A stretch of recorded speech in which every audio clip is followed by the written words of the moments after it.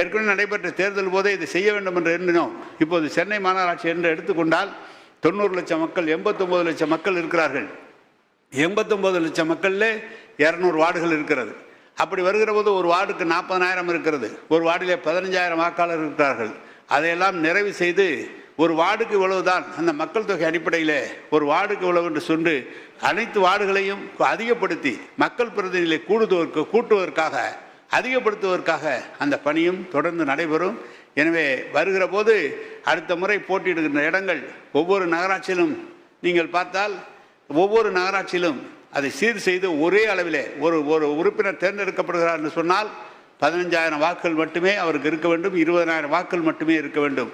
ஒரு இடத்தில் 50,000, ஒரு இடத்தில் 20,000 என்று இருக்கக்கூடாது என்பதற்காக தான் இந்த பணி தொடங்கப்பட்டிருக்கிறது. அதே போல் ஒரு ஊராட்சியில் எடுத்துக்கொண்டால், ஒரே ஊராட்சியிலே எங்களுடைய ஊராட்சி என்று எடுத்துக்கொண்டால், நான் அனுபவத்திற்காக சொல்கிறேன், 2,000 மக்கள் தொகை. ஆனால் ஒரே ஊராட்சியிலே 10,000க்கும் மேற்பட்ட மக்கள் தொகை, கிட்டத்தட்ட 179 பஞ்சாயத்துகளில் அது மாதிரி இருக்கிறது. எனவே தான் செயல்களை முறைப்படுத்த வேண்டும், பணிகளை முறைப்படுத்த வேண்டும், அரசு அலுவலர்களை வைத்து அந்த பணியை செய்ய வேண்டும், அதை முறைப்படுத்த வேண்டும். அரசில் தருகிற பணி ஒழுங்காக அவர்கள் செய்ய வேண்டும் என்பதற்காக தான் இந்த பணி தொடங்கப்பட்டிருக்கிறது.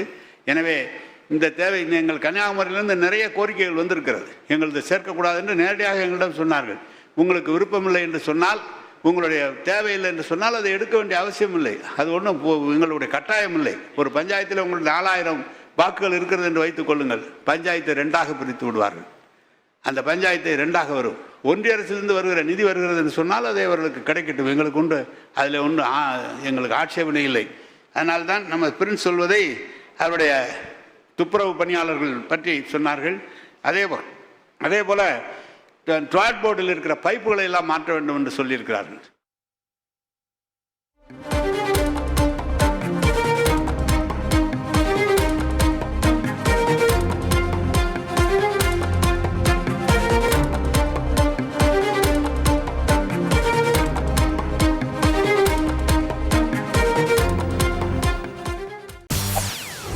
செய்திகளை உடனுக்குடன் தெரிந்து கொள்ள உடனே சப்ஸ்கிரைப் பண்ணுங்க.